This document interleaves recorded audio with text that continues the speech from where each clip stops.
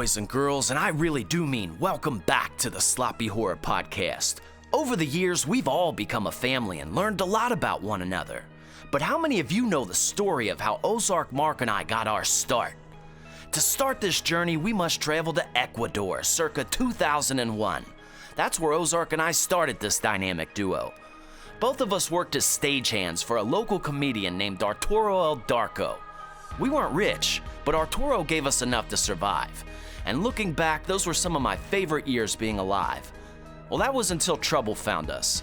Both of us were caught red-handed, we'll say, fornicating with Arturo's 20-year-old daughter.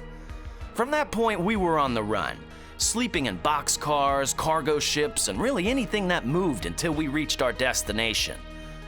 On one of those faithful evenings, Ozark Mark looked at me and said something so profound, it changed the courses of our lives forever. Eyebrows raised with the maniacal look in his moonlit eyes, he took a drag from his hand-rolled cigarette and said, "We're gonna be stars." I don't know why I believed him, but after all these years, I looked at what we've created here inside the Sloppy Pod, and I have to say he's right. The entertainment industry can chew you up and spit you right back out if you let it.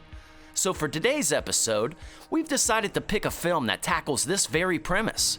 Folks, this week we're discussing Richard Attenborough's 1978 horror thriller, Magic. Anthony Hopkins, killer puppets, and Johnny Carson. What's not to love? If you're unfamiliar with this movie, boy, am I excited for you. This definitely belongs in the hidden gem category. So, without any further introduction, boys and girls, I bring you our take on Magic.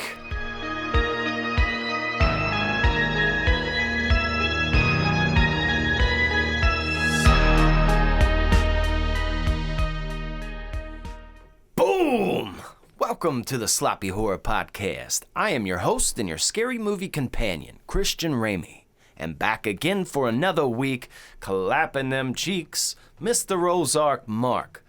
Ozark, how you feeling down there? Hey, first of all, I dig the shirt. I'm liking the fucking shirt. That's pretty sick. Yes, thank you. Ladies and gentlemen, welcome back to the Sloppy Horror Podcast, first and foremost. Yeah. We're back up in it with another fantastic movie for a fantastic show and your fantastic earlobes. But yes, thank you for pointing that out, Christian Ramey. This is the original 1960s, whatever it was, I forget the off the top of my head, logo for my Cincinnati Bengals. That's correct. That's now, pretty cool. If you're not a sports fan, Bengals currently, while this episode is being recorded, are in the AFC Championship playoff game, so that's a big deal for me, and Christian Ramey probably too. So when this episode comes out on Monday, they might be going to the Super Bowl, or they might be going home. I don't know. But we've been in this position last year, don't yes, you remember? Yes, we are. Well, I'm very confident. But anyways, that's neither here or there. We're here today to talk about the movie for this episode, which is, what is it? Folks, we are talking about the 1978 movie Magic, starring Abracadabra. Abracadabra, starring Anthony Hopkins. That's right, Mr. Hannibal Lecter. Dude, this movie kind of has slipped my mind in the sense of I love this flick, always have, but I don't know why I haven't thought to cover it thus far, because there's so many other doll movies, so many other puppet movies, and maybe not an all-the-way-out true horror flick, but definitely frightening and definitely some murder, definitely suspenseful. I just always have liked this, and there's just so much to unpack with this movie. I don't think everyone understands like how many people worked on this. I mean, some people may not even be familiar with this one, but do you know Richard Attenborough? David Attenborough is the guy that does all of the nature documentaries. He's the guy with the voice. And like you would recognize his voice immediately. Sure. But Richard is the older brother, and Richard is also an actor. But you would recognize him as John Hammond from Jurassic Park, the old man in the Colonel Sanders suit. Ah, yes. Yes, with the cane. Yes. That's him. He directed this movie. Oh, wow, look at that. We're starting off powerful 3 minutes in with facts already. This is going to be a very educational episode, I feel like, for a very intellectual film. And we got Burgess Meredith. We got, we already know We got Mick from Rocky in this, so we got and that's a plus. Yeah, now I forgot about that. Burgess Meredith it was such a legend, and really displays his, because sometimes people can think of someone as just a certain role, such as Mick within the movie, but you see him in this and you see like, wow, he got Mick because of this guy was really an actor. He had a lot of range. Oh yeah. Granted, Rocky had already come out at this point, but he wasn't a trainer. He was a sophisticated guy, and he killed it, man. Foot-long stogs. I know, smoking cigars. Those things are so long. Now, Ozark, Mark, had you heard of this movie before? No. Okay, awesome. That kind of makes me happy because I'm kind of curious to hear later throughout the episode what you kind of thought of it, but you're right. This is like a filmy film, this is an art film almost, not super hard to get or elevated, and I'm just saying, these are the kind of flicks that people would go see the drive-in in. This is the kind of movie like your mom would be watching in the kitchen smoking a cigarette while preparing dinner while you're at school. Like, you know what I mean? These were like one of them kind of movies, a story movie, rich with character development, character arc, great symphony scores. It's an actual fucking movie. And it's not like portrayed as like, ooh, it's found footage or ooh, this is modern. No. This is a film. It's a film. It's a picture. It's one of my favorite pictures. It's a very good. Why don't you give us a little synopsis, because I don't know if everybody's heard of this movie. Magic. Abracadabra. Alakazam. Well, you remember that TV show, Comedians in Cars Getting Coffee? Yeah. Jerry Seinfeld. When it had Jim Gaffigan on there, and he was saying like, man, don't you think somebody should have just talked to Steve Miller? Like, look, you've had a good career. Do you need to come out with this song? Abracadabra? Abracadabra. Gonna reach out and grab ya. Steve, you've had a good career. You don't need to make this. I don't know why. That made me think of that. Anytime anybody says abracadabra, makes me think of that song. Gonna reach out and grab ya. I just think of Looney Tunes. All right, that's good too. So, synopsis on Magic. Abracadabra. But first, folks, you're going to enjoy this whole hour of entertainment without any commercials, no watered down stuff about shaving your pubes, energy drinks, You're welcome. any kind of fucking recovery centers. We're not telling you about none of that, but you know what we are telling you we do? We make bonus content and put it on our Patreon. Now, Patreon is a website that is very cheap with a monthly chart. You could get $3 a month, I think is the cheapest. It's like a cup of coffee, cheaper, okay? And with that $3, you'll be able to see a whole litany, a plethora, a smorgasbord, if you will, of content. And it's not just us talking about scary movies, all kind of stuff. Our love lives, okay? Ozark gets in deep. His dad used to hit him with paint cans. He got in heavy. One time, I talked about my relationship in the woods. Not a big deal. Okay, but you can find all these things on patreon.com/sloppyhorror. Okay?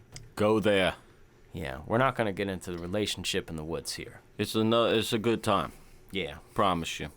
Well, it was until, all right. Now, about magic. Ozark. Abracadabra.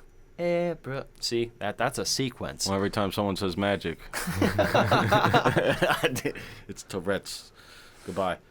Now, we have Anthony Hopkins, okay? Anthony Hopkins, he stars in this movie as Corky.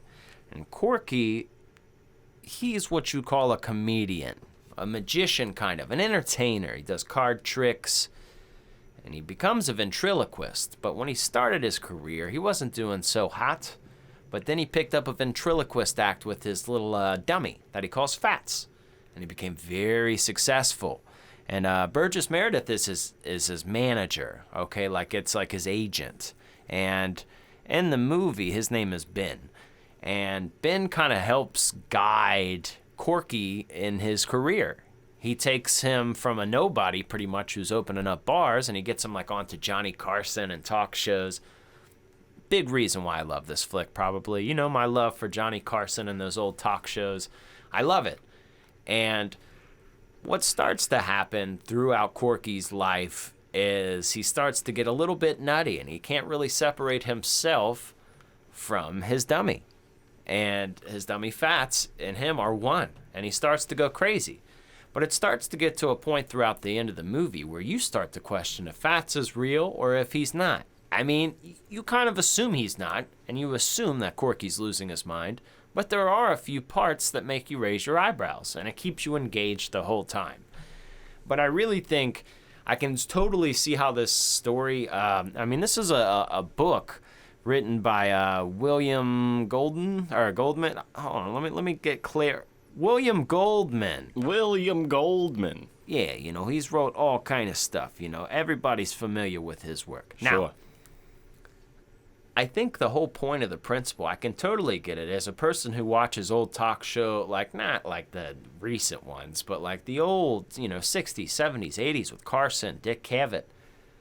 These were how people and comedians got that's how you got on, man. If you made it on Carson, you were set up. You were on everyone's fucking TV in America. And more. Everybody went to Goodnight, with Carson, because you only had a few channels.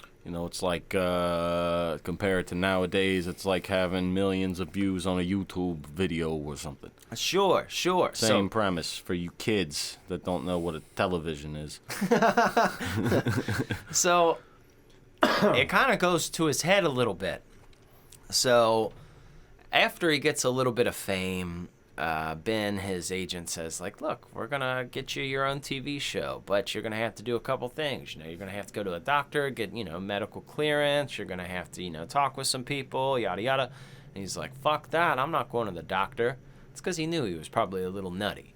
And from there, he just, it goes down. It goes bad. He ends up, kind of sequestering himself in a cabin in the woods where an old flame of his lives, but she's involved with someone else.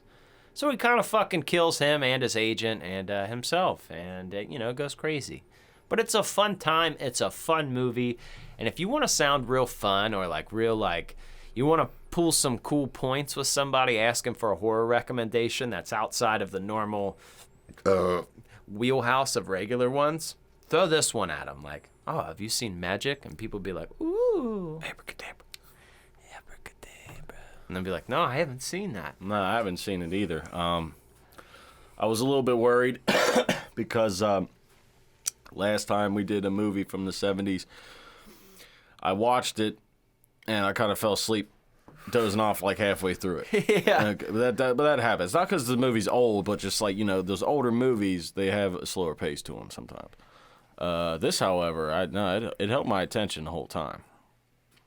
Some of them old ones do, man, where you're just they're just timeless. Yeah, and of course you got the great Anthony Hopkins, so you got him at the helm. So that's interesting in and of itself, especially if you're a horror fan. So very young too, man. Different light to see him in. He's not like a distinguished old man. He's a younger man. Probably I would say late 30s. Yeah, he kind of looks like a normal person. Yeah. Somewhat. He's still, a little creepy, but plays the part well. He does a creepy guy well. He does. I don't know if I would trust him ever in real life. If he came over No, I wouldn't either. I was all, Christian, love what you boys been doing. Look, stay on the porch, dude. No, we're not getting. It's not gonna happen to us this time. Every time we watch an Anthony Hopkins movie, we start talking like him. We ain't gonna do it. It ain't gonna happen. It's not gonna happen this time. But it's a great story, interesting story too. It's great to watch him go downhill, that whole premise. And it especially gets interesting once he starts murdering. Once the murdering starts happening and how much and it's cool too because he murders them like a normal human. It's not anything out of the ordinary. It's something actually what would happen. So it's a lot believable, And in his mind, he thinks Fat's doing it. Right. It's that crazy story. Another crazy man. Fats has got quite a funny voice too, and he cusses. You remember when he first found him, and they're like, "Okay, you think you can do a better job? Then we're gonna bring you up here." I guarantee I can. He's just cussing the whole time. Oh yeah. And look, a lot of people have been afraid of dummies and dolls. That's a common thread with the horror, obviously. But he's kind of funny, too. So, like, that throws you off. When something's funny, too. He's funny, but he's very creepy but detailed, too. Like, he's a very detailed doll. Yeah. He's got, like, eyebrows that move, the ears that move, smiles, like, in multiple ways. I love how he always matches Gorky. Yeah, and outfits and shit. Like father and son. Yeah. That means that like somebody had to like go to Kmart back then and just like pick out like mass outfits that matched like Go to the adult section, go to the kids section too. That is funny. Yeah, I really everything about it is really enjoyable from a film perspective. From a picture. Like, I imagine this is one of those movies you just stumble into a theater, spend $2, get a popcorn, sit by yourself and watch almost. Like, that feels like one of these movies. And there's such a great performance from everybody. I really don't know how this one has, like, kind of slipped through the cracks of, I don't know, pop culture. Nobody's like talking about magic that often, but really, especially once we get into the what do you know, you'll see how much this really fucking inspired. Like, I'm surprised that it hasn't been a victim of the remake Guillotine yet. I know, dude. Like, there's many of things that just, I mean, not to mention it being a book, a one-off movie, which makes it perfect for the Wildcard season. Exactly. Makes it perfect. Sure. Yeah, I really, this was such a thrill to throw back on. And even like my youngest is kind of in this weird kick where she watched them YouTube videos where they got like Chucky and Annabelle and now it's Megan and like Slappy and all these funny people. I mean, not to mention like a lot of the work that Anthony Hopkins had to do to prepare for this. Like he had to learn some card tricks, like just shuffling the cards with one hand. Yeah. Like that's not easy to do. Like I still can't do a bridge, like you know how the grandmas do when there's I can't even do that. And this motherfucker's sitting here doing card tricks with one hand, just learning that. I'm sure he had to learn how to work the doll. Oh yeah. Maybe not. I don't know, but I'm sure he had to learn how. There's all kinds of things in there. Like there's a thing. Did you remember when he had the coin and he was like rolling it through his fingers? I've always so impressed when people do that. I know like that Jack Sparrow did the same thing. That rolling of the. I want to learn how to do that. I know. I want to be like an old man that does that with a coin or like has like those those like ball things that you kind of like. Yeah, I just want a big 50-cent piece and just sit there and just look it through the fingers. Look at some kid, flip it, and then you're done, kid. Like Tommy Lee Jones, and Two-Face. Yep. Yeah, that's so much fun. And like you said, the murders aren't over the top, but they are very suspenseful, almost a little Hitchcockian, and a lot of suspense going on. And you really don't know if he's going to go through with it because he's a little off, but like you don't see him as being like angry-hearted. He's a little fucking mad. But when people start dying, you're like, okay, this guy is going out in a blaze of fucking glory here because he ends up killing his agent, Ben, old fucking Mick. He drags him out in the water, puts rocks in his body. No, I love that. That's his solution to everybody. Just put rocks in it. Just put, put rocks in his pocket. The second one, this is what you do. You roll them up. Get a big stone, drop them in the water. I feel like fucking this would be a problem like that you would have to be confronted with. Like fats would bother you. You'd be like, oh my fucking God, dude, go away. Just kill him. Like he would be real though for you. You wouldn't be crazy. I'm surprised that he just didn't kill the doll. I know. I would have threw his little fucking ass in the fireplace. Or throw him in the lake. With stones. You know what else brought a strange correlation to this? What's that? The lake and the doll. You remember Trailer Park Boys and Conky? Yeah. Get that fucking thing away from me. Hey, Ricky. Not fucking Conky. Get the fuck away from me. Fuck off, Conky. Like, that's what that reminded me of very much. There are many times where I was laughing because of that. Oh, yeah. That'll get you there. What's your favorite part of this movie, though? You got a favorite part? I do like when Burgess Meredith comes back over to check in on Anthony Hopkins, and Anthony Hopkins is not well. He's like really lost it. He's kind of, like I said, he's kind of sequestered himself in a cabin. But his agent finds him, and he shows up, and he just sees that he's not doing well. He's kind of lost himself with this doll. They are one, and he coming over like out of endearment. He wants to help the guy, and he's like, "Look, kid, you need to get help. You know, I need to take you somewhere." And he's like, "I'm gonna make you do something." He says, "You gotta sit here for 5 minutes and make Fats shut up for 5 minutes." And he's like, "Oh, I can make him shut up for 5 years. Not a big deal." But as the minutes start rolling on, Anthony Hopkins just couldn't do it. And I think he got like 2 minutes, 3 minutes in. Yeah. Asking what time it was every 30 seconds. It's a very suspenseful scene. Yeah. And you kind of felt, because it's kind of sad. You know, there's a sadness to it because, you know, Hopkins obviously crushing it. And he's like, I gotta get you help, kid. And he's like, pretty much like, fuck you. And he just couldn't handle it. So he goes out and kills him as dude's leaving. And you're like, oh my God. He ends up killing the girl he likes. He ends up killing her husband. He doesn't kill the girl. No, he ends up killing her husband. Oh, sorry. Okay. Now, that was a funny mix-up because he's like this hunter dude. And he like takes him out to go fishing. That was a lot of fun. That was a fun scene too. But Ozark Mark, what's your favorite? You got to have a favorite.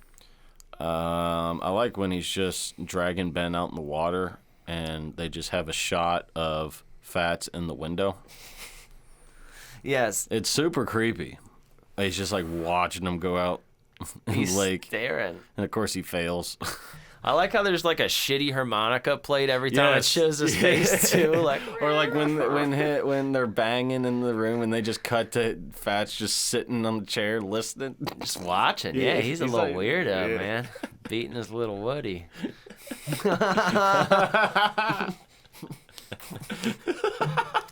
Yeah, dude, that was a funny part.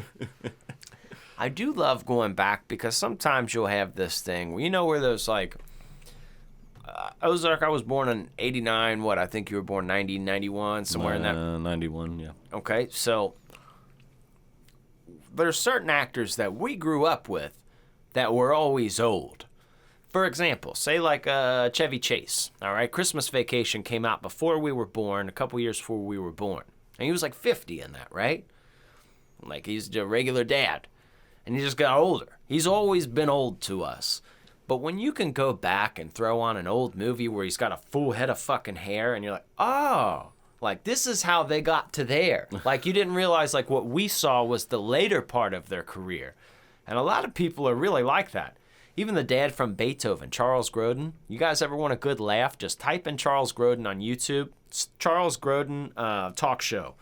Anyone he goes on, or he did go on, like Carson and all those guys, he was a straight cock, but like in a funny way. Like he was just a straight, funny-ass dude, but we just knew him as like the dad from Beethoven, not this like smart-ass dude cussing like a sailor. Like I didn't know him as that. But you can do that with these movies, and Anthony Hopkins kind of the same way. We were really introduced to him very well as as Hannibal Lecter. And obviously, I've seen many other movies with him, but he's been older since. Even like Thor's dad. Yeah, this is like the youngest I've seen him ever. Super young. And he's always been old. Yeah, and you can see how his trajectory was reached. Like, oh, my man was an actor. Yes. Like, he fucking crushing it. And really, man, just I really will use the job. Beautiful portrayal, just a great acting. Like, you can feel his anger, his sadness.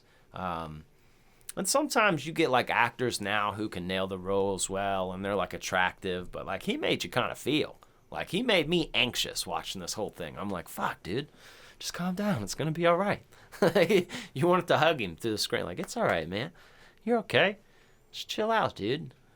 But he couldn't take it. Pressure burst pipes, my guy. Bursted him. He didn't make it. Oh, oh, it's magic. Abracadabra. You know.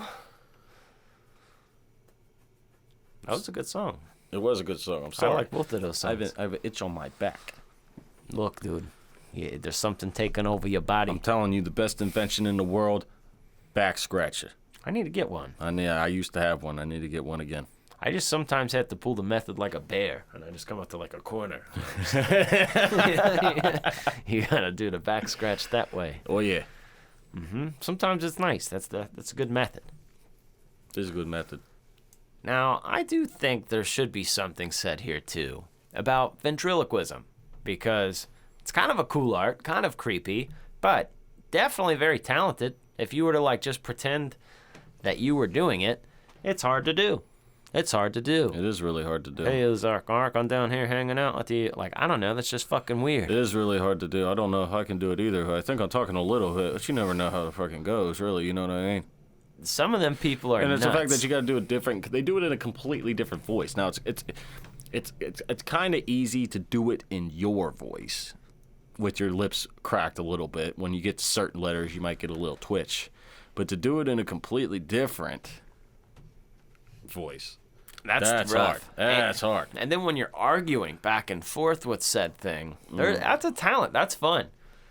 I think there's also a very funny thing with you and I where, like, we might die in certain situations. Just like, for example, if you're down by yourself, you're sitting down getting a slice of pizza. You're like, look, it's been a tough-ass day. Going home, you're eating a piece of pizza by yourself, and Art the Clown comes in. You'd be like, what's up, dude? Dude, I was sick, man. Like, you just be chilling. And, like, maybe he wouldn't kill you because he would be like, I think this guy actually likes me. But I think there's just a small part. Like, if I walked out to my car and, like, Pennywise, the dancing clown, was out there, like, hello, Christian. And I'd be like, oh, my God, he's doing the thing. He's doing the... And I'd fucking die. And I feel like the same with this. Like, if this fucking little dummy turned the corner, like, abso-fucking-lutely. You'd be like, what's up, dude?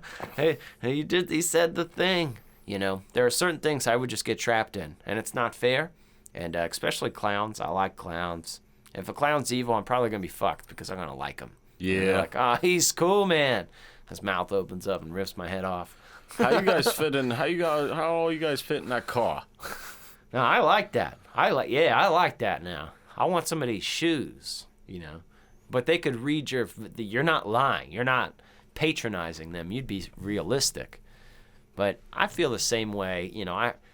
I'm easily entertained. You give me a ventriloquist, all right, I'm cool with that, man. I'd be laughing my ass off. Little do I know, this guy's about to kill me because him and the doll are one person. Yeah, another thing I always love about older movies is just some of the terms and sayings they say. Yeah. Like in the beginning of the movie when they're going to, Corky's first actual show when he's got popular. It's his manager, Ben, and some other guy from TV Guy or whatever, and they're talking. So he's sitting there, he's like, you want a beer? It's safe. Like, what does that mean? Were there places where beers weren't safe? It's 70s. Prohibition was long ago. Like, why? Yeah, like, what has happened to the beers? Beer? Get him a beer. I know. I definitely do love that. There's a funny line like that, too. One of my favorites is from Sin of a Woman, when he was in the car dealership and he was talking to the guy and he says, ask about me. Coast to coast, I'm like butter on toast. Like, it's one of those like old guy sayings. Like, I love that. Coast to coast, butter on toast. I would buy anything from that guy. You'd be like, all right, I trust you. They do have them. I'm gonna remember that. That's a good one. I don't know why. Oh God. Yeah. I also like just the things like at the end of the movie when Corky's in there, like he's basically dead in the cabin, and of course the broad comes out and she changes her mind. She's like, "Hey, I changed my mind. Of course, I'm ready to give it another whack." Like what? And her like go-to cuss word to him was "you bastard." You know, bastard. You know, back in the day that meant something, but nowadays it's like mass families are broken up and shit. So it's like bastards are a very common thing. Yeah, There's a lot of bastard children. But back in that day, like this little bastard child, you'd be like, "Shut the fuck up, bitch." Yeah, you would have been shamed if you didn't have a father. But now, it's different. these days, unfortunately. These days, it's all so different, and you can't do it like you used to. But speaking of that, don't get me wrong. I love where cinema has gone. I like some action movies. I love me some comic book movies, and even with horror movies. But as a lot of people have mentioned, CGI and special effects, there's just so many things that are overdone now that you forget how good acting is until you go back and just watch a movie where there's no fucking CGI and it's a lot of dialogue. Like, you have to believe this. It can't just be some bullshit over-the-top effects. It can't just be all smoke and mirrors. That's right. That's right. You need something with some substance here, and that's exactly what this does. It's like theater on your TV almost. I miss that about them old movies and shit. I really do, man. Like, 'cause you can get caught up in an old fucking show. It's an acquired taste. I mean, the older you get, the more you like those kinds of movies than versus all these damn flashing action explosions, fucking all kinds of crap. Give me something with some tiring. funny. Can we chill out for a second and just have a conversation? Huh? I think Martin Scorsese said it best. He said they're like roller coaster rides. You know, they're big and exciting and whatever, but they're kind of like over quick, and you don't can't process it all. You can't remember all of it. Whereas a good movie, you really can. Like, it gives you layers. Also, this one went to, it was like an hour 45. Like, wasn't too crazy long, I don't believe. That was an hour and 45. Got the point across. Got the point across.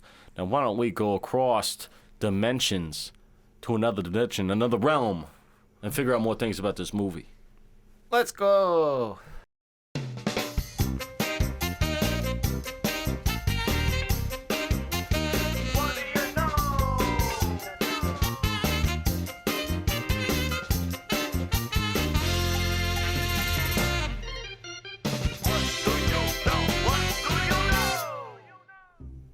Hello there, welcome to the What Do You Know here. This is the segment here where we're here to tell you something that you may or may not know about this movie. Now, if this is your first time here, I'm going to tell you how this is going to go. We got to go over the rules. This is what's going to happen. We're going to tell you things we know about this movie. Now, you may know what we know, you may not know what we know. Now, if you don't know what we know, you're going to have a we-know-gasm. But if you know what we know, you're about to find out what we know, and then we're all going to know together, and then everybody's going to have a we-know-gasm. So nobody gets left out. It's like an orgy, and pineapple's upside down. Boom, boom. Now, I'm going to start off here because it's my turn to tell you something that I may or may not know about this movie. Magic. Lay it on me. 1978. So, do you remember, as a kid growing up, spooky books? Oh, yeah. What were those spooky books called? The Boxcar Children. They were homeless kids. Homeless kids freaked me out. I didn't want to be one. Boxcar Children. That was a real book. I know it was, but no, that's not the correct answer. No, it's Goosebumps, you fuck. Oh, yeah, the Goosebumps.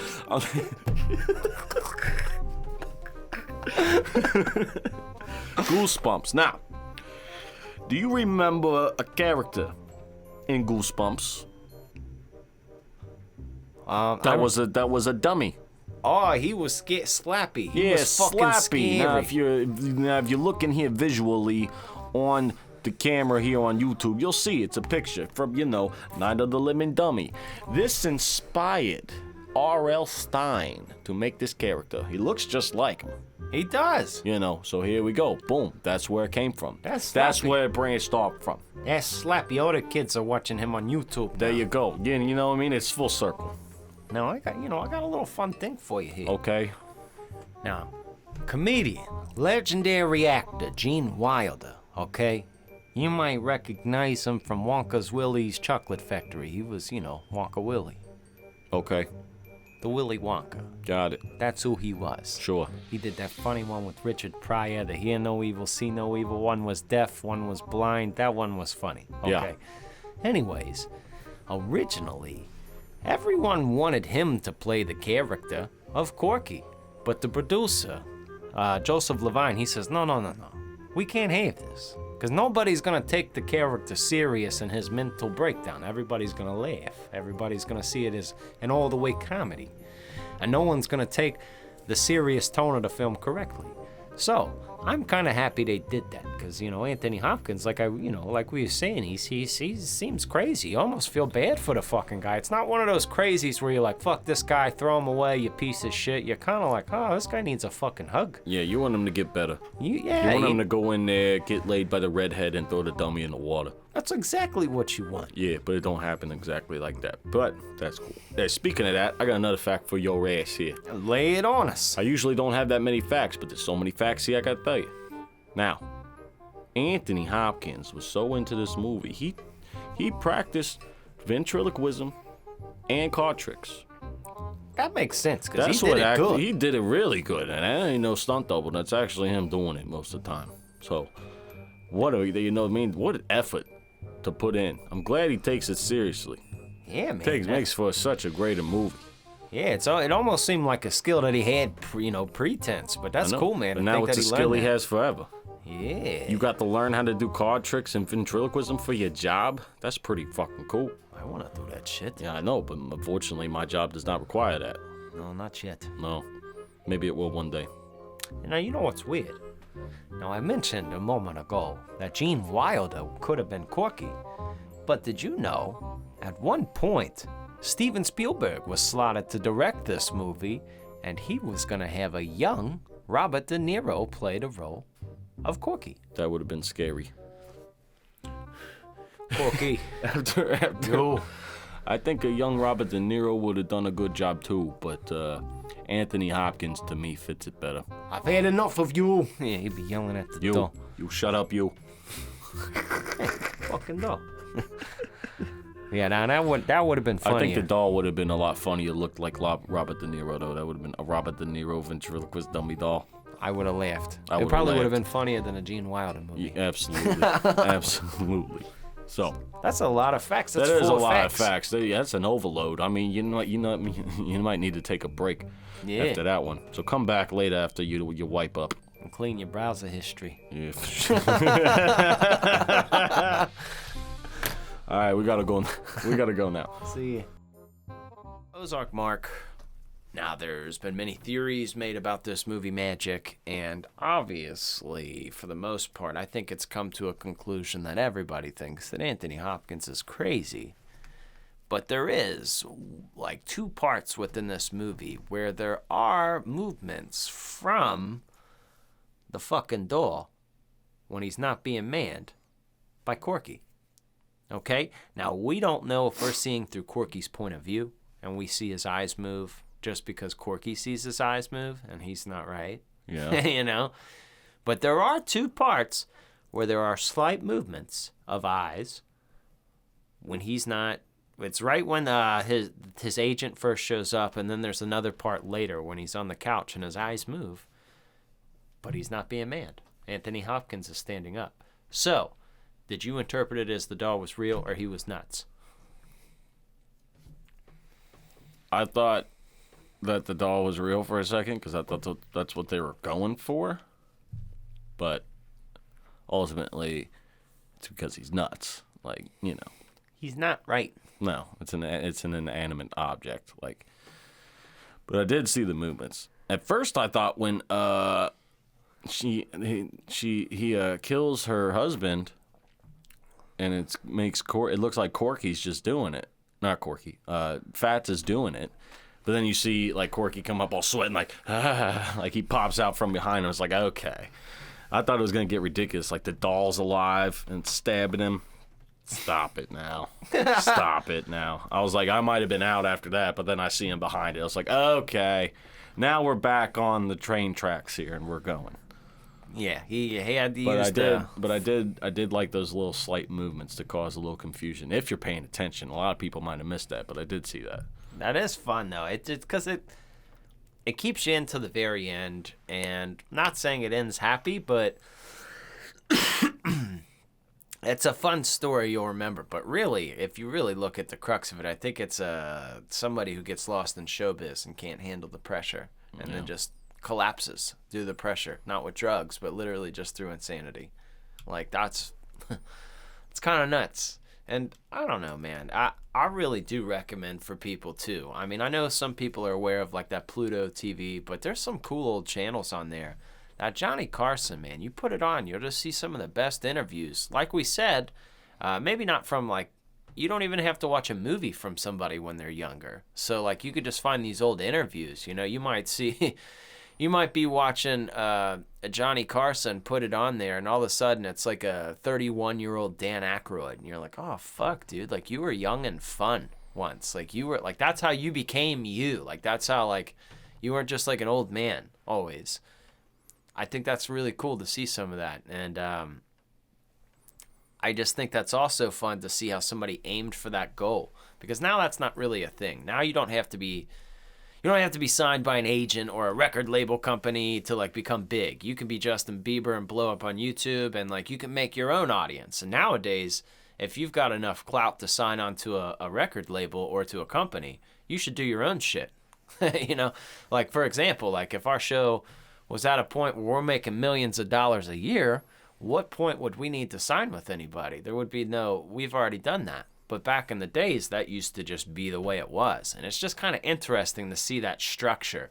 And apparently in the book, they go in a lot more detail about like his journey, because they kind of just jump scene. You know, it just shows him in the beginning sucking and fucking eating shit on stage and just not doing well. You know, bombing on stage, and then it just goes to kind of like a transformative where his pictures are everywhere and he's crushing it. So the book goes, I guess, a little bit more in detail, but I would have loved to have seen that, kind of the Johnny Carson thing. I guess a lot more people understand that premise than not. I guess that's kind of the thing with the Joker, that most recent Joker. I mean, Robert De Niro was the talk show host, and right, he shot him, and so I guess there is people still do get that, but it's not like if we make it on Jimmy Fallon, like we might make it on Jimmy Fallon and people be like, fuck these dudes. I ain't never listening to their stupid ass show. Like, you know what I mean? Like, it's not credible really anymore. No, but you made, like, if you were a comic, I mean, a lot of those big guys from, I don't care if you're fucking Jim Carrey, Seinfeld, Eddie Murphy, all of those guys could tell you when they were on Carson. Now, I will say that Letterman got a little bit of that clout too. Even though Leno took over the show, Letterman was supposed to, and then he got a rival show on a rival network. A lot of comedians really got off. Like, there's many comedians I have heard top 3 things they've done in their careers going on either Carson or Letterman and making them actually laugh. Because if you can make like a comic or an entertainer laugh, like it's an extra nod of like, So it's just kind of funny to see like how big of a deal that was to them, and just maybe there were some behind the scene cases just like this movie Magic where people just couldn't handle all that and they just fizzled out and they got fucked up. I'm sure there were, maybe not to this degree, but I'm sure there were people who just you see celebrities go downhill all the time. Yeah, what did he said, look kid, I don't want you to I forget how he said it, but he pretty much said that, like, I don't want you to go downhill after you reach your fame. Mm-hmm. And it's like, yeah, man, it's a lot for some people. I think if I was young, because let's be truthful, Ozark Mark, we've done things that have given us possibilities, maybe for credibility or fame, such as music, such as this podcast, whatever. So we're somewhat in the public eye.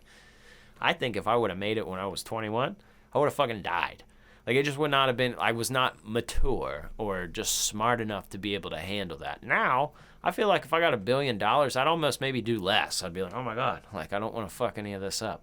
Like, you know, you just reach a point. I don't want to touch it. Just leave it go. Yeah, dude, like, I'm already made it like this. So if I can just maintain like this, maybe I'll do, some nice things here and there. But I'm not, like, going stupid.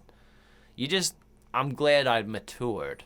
But for a young person mentally, regardless of age, you have to be, I don't care if you get your fucking dream job. I don't care if it's not even fame. Say it's your dream job.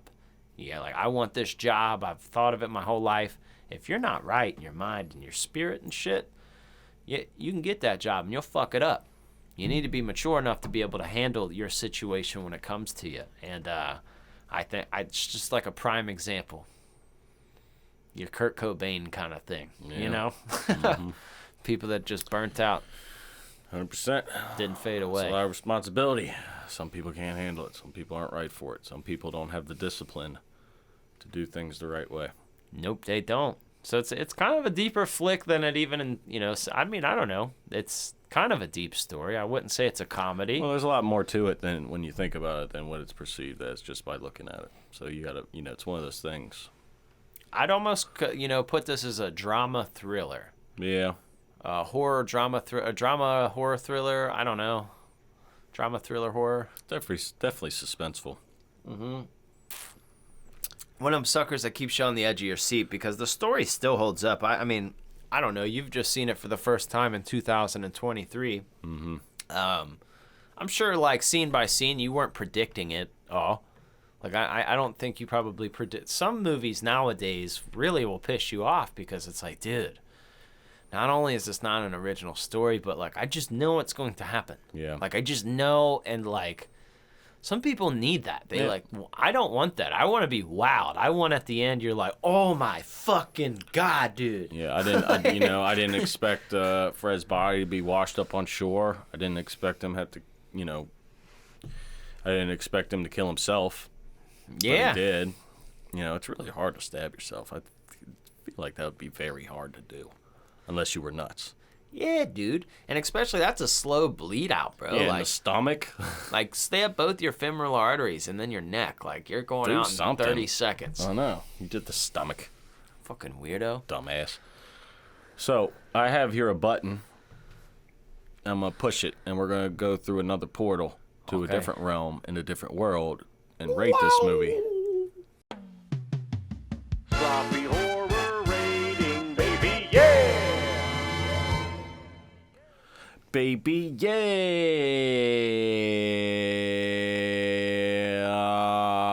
It's right now, once again, 1, 2, 3 in the place to be. It's the sloppy horror rating with your favorite scary movie companion, the horror nerd himself, Mr. Christian Ramey. He's got his hair nice all and slicked back, ready to give you some kickback to this movie. Now, this is a horror movie rating system, not a movie in general, so let's keep that in mind when we get it. But it's a foolproof system. How are we going to do this, you might ask, because this is your first time here and you have no idea what's going on, but you're going to figure it out really soon. We're going to do this in a series of 4 categories. 3 of the categories are worth 3 points. Last category is worth 1 point for a total of 10 points altogether. And there you go. And that's how the rating system works, and it's foolproof. Here we go. Let's go on to the first category here in the Sloppy Horror Podcast rating, and that is casting. Folks, this is by far the strongest category for magic. Abracadabra. Abracadabra. Gonna reach out and grab ya. Strongest category, casting. There's not even any doubt about it. This is a 3. This is a 3. These are great actors. Like throughout the whole, I'm not gonna list down the whole cast, but all of these people are very seasoned, veteran fucking actors.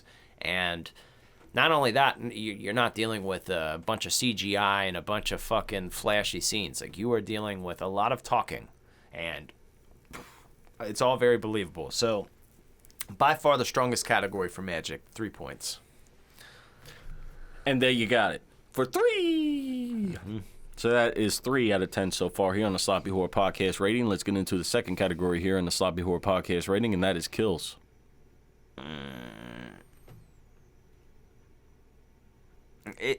We've given movies a half a point that have just had like 1 kill. Yeah. So it almost feels like we should give it a 1 because there's multiple, but like it's almost like a 3 1/4. I know it's we don't do 3 1/4 systems here. We can do a system of half points. We go in increments of halves. I'm just saying to give our system credit because we've given half points. It's got to get something, and we've given. Well, because there's death on screen. It's very sophisticated deaths, but it's only 2. Yeah. It's only 2 deaths. Yeah. One is a beating with a doll, and the other is a stabbing. Yeah. And then, of course, he stabs himself, which is suicide. But so you're feeling half point? I guess it's half point. Yeah, because I mean they're not graphic kills at all. They get the point across. Theater made for TV kills. Exactly, and there's only like 2 of them. And okay, yeah, I'll give that to you. Half point. But there is death there. Mm-hmm. Okay, the only way it can get a 0 if there's no death, but there's deaths. But, I mean, it's nothing special. Yeah, Nothing half special. point. But it's a half point. So, that is 3.5 so far here on the Sloppy Horror Podcast rating. Let's get into the third and final 3-point category here on the Sloppy Horror Podcast rating, and that is fear. It's not gonna get a 0, but definitely a half a point for suspense. Keeps you on the edge of your seat. Not a 1, not scary at all, but suspenseful enough where, you might smoke a cigarette if you're a smoker. You might be like, well, fuck, what's happening? I'm sure somebody's going to be scared of that doll. It's a doll. Some people just have a fear of dolls. It's a good point. Yeah, I know. So you fit in that half point. It's a good point for half a point. You know what I'm saying? That's right, Smucko. Shut up. That is 4.5 so far. No, 4. Sorry, 4. Excuse me. I'm sorry. I get my numbers mixed up. That's 4 out of 10 so far here on the Sloppy Horror Podcast rating. Let's get into the final 1-point category for half a point each here on the Sloppy Horror Podcast rating, and that is rewatchability. It's a yeah for me, dog. Yeah, it's one for me too. It's a good Sunday cozy, like Sunday afternoon movie. One you probably like. It's like if you're flipping through the channels and it was on, you're like, all right, I'll check this out. I'll keep it on. Yeah, one of those. You could definitely do something in the background to this movie and come in and out. Yep. Or, literally. Hey, it's always good. It's a good movie to show somebody who's looking for something they've never seen before. Yeah, you're gonna look like really like a horror avant-garde if you know. If you can give this recommendation, if like somebody knows horror, they're gonna be like, "Ooh, yeah, that's a good one." But to somebody who's looking for one, but you can also get easily sidetracked with your significant other during this movie and get some play during it, and then when you're done, hop right back into it. Yeah, You won't doggy miss style. much. Y'all could both watch. Exactly. Shut up! I'm watching. You always do this. Shut up! I'm watching.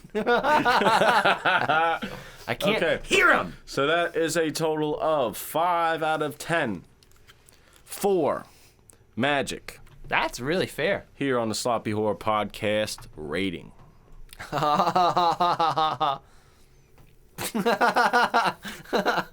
that's fun. There That's you go. fun. There you go. Oh, it's magic. Now, Ozark Mark, Yes. just for the sake of saying, and I like that I have a button too, I'm going to hit this fucking button down here because I want a parental guy dance. I missed you, mister. Mr. Ozark. Tell him if they're old enough. How old? To watch that scary stuff. It's for the parents who give up. Yeah. See, look here. This doesn't necessarily fully need one, but a lot of people are unfamiliar with the movie, so they're walking in blind. And honestly, you know the saying, if you don't use it, you lose it. So we got to dust off the button here and hit it every once in a while. Ozark Mark. We have a fun little segment here called Ozark's Guy Dance, and what he does is tell you what age he thinks is appropriate for a child to watch the movie we're watching. So, you got some kids in your possession, magic is on, who could watch? You threw me off because we haven't done this in a while, so I know. I didn't really think about it. There's some love scenes. There's yeah, but it's like 70s love scenes. Like it's I think there's a cup of a nipple. It looks like people just wrestling passionately. Like there's no thrust, there's no humping, there's no moans. There's no it's just them loving each other. But there is a nipple for a little bit, so there is a titty, but you're not paying attention, you can miss it. What the fuck is that? My bad, that was... Turn your phone on silent, you unprofessional fuck. I'm in the middle of my guy dance. Do I interrupt your ratings? No. I know. With disrespect. Okay. Yeah, okay, so we got that. The deaths are very sophisticated, they're not very graphic. Except for the stabbing a little bit. Dude, I don't know, like you can go as young as 11. 11. I like that. 11 for magic. 11 for magic. 11-year-old, you're fine. You know, you could probably go younger. I mean, your daughter could probably watch this. But, yeah. I'm just saying in general because, so everybody's kids are different. Everybody's got other guidelines. An 11-year-old, hey. Should be safe. What is he, in 6th grade? What are you Yeah, 6th grade. Are you in 6th grade when you're 11? Yeah, my son's 12. He's 6th grader. Okay, yeah, you're 6th grader. Yeah, you've seen titties before, so you're fine. Oh, yeah. Once you get out of elementary school, that's when you start getting the anatomy down. Yep. Start getting, tingly feelings in your private parts when you're 6th grade. And girls see girls naked. Like, you know what I mean? Like, I'm saying, like, if your, like, 8-year-old daughter saw, like, breasts on TV in, like, a non-sexual way, she's not going to be like, what the fuck? No, Because she's seen her mom's boob 9 million times. Like, Well, they have boobs in the mirror. Yeah, like, that's the way it works. But even as, like, a younger kid, like, that's just the way it works. Where, like, I don't know, like, if you, like, saw in a movie a dude was bare-chested, you wouldn't be like, oh, my God. It's just something, like, it's your anatomy. Right. Like, you are that. Yeah, I mean, Like, again. so it's not like a... Yeah, then the sex scene is not intense at all. No. It just gets the point across, No. So, there you go. That was it. Look at that there. The Ozark Marks parental guidance. I like that segment a lot. Keeps your kids safe. Keeps them safe. Now, as we've mentioned earlier, we are a show that loves to deliver without all these advertisements. And look, if you're a weekly listener and you want to help us out, help us keep the lights on, just go check out that Patreon. I know I push it a lot each and every week, but if I don't tell you, Nobody else will. yeah, who the fuck is going to tell you? And we're working hard over here, like very hard. Ozark Mark's working on 2 different shows. And what's kind of fun is a lot of you probably know, we had a music career at one point, and sometimes Ozark Mark likes to sprinkle our songs into that Patreon, for outros and things of that nature. So that's fun. That's fun. Yeah, you get a show, you get some music, which you'll probably hate, but who knows? If it's not your thing. Well, yeah. You never know. You'll probably like it. I like it. Well, if you like scary movies, you might like it. Yeah, I mean, Yeah, I mean, you might. Some of them are kind of rough, but some of them are very good. I don't know what people like, and they. I've had ex-girlfriends like that.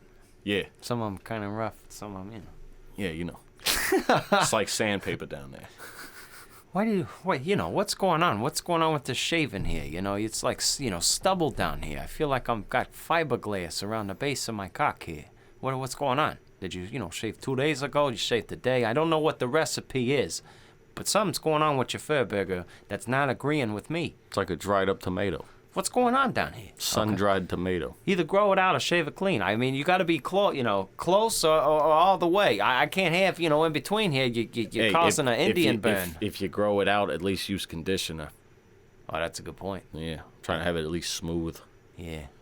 Fluffy. Worry more about Like a chinchilla. Worry more about the hairs around your balloon knot, because I'm judging you. Let's say that if girls were hairy, like men were, but they're soft, hair's soft like a chinchilla, Yeah. I wouldn't mind it.